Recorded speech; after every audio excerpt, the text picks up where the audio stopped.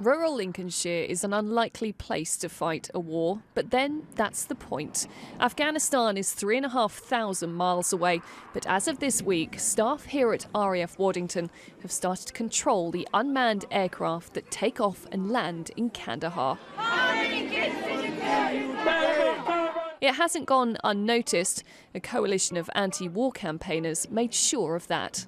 We've come because we don't feel that our government should be killing people thousands of miles away without trial, without conviction. It is a very, very wicked thing to do.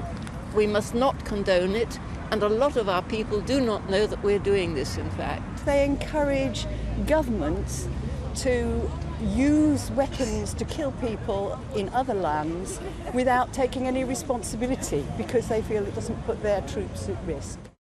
The RAF has 5 Reaper aircraft. All of them currently operate over Afghanistan, and another 5 will be delivered this summer. They're designed to fly at medium to high altitudes, but can reach up to 50,000 feet. Since 2007, British drones have flown over 45,000 hours and have fired around 350 weapons. The British government is adamant it only operates a drone programme in a country that it has a legitimate right to be in, namely Afghanistan. But what of the benefits of unmanned aircraft?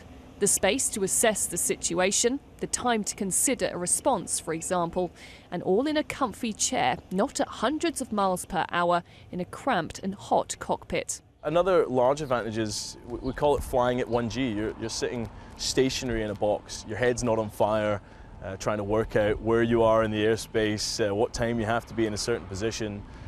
Very stable, considerably more levels of supervision. And again, that's deliberate because in an aircraft flying in Afghanistan or Iraq previously, you couldn't provide that level of supervision. It's impossible. But you can now with unmanned aircraft. The MOD insists the drones are operated under the same rules of engagement as manned aircraft and that everything possible is done to avoid civilian casualties.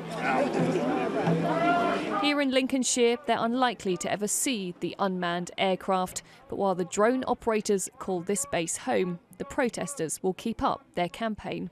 Rhiannon Mills, Sky News.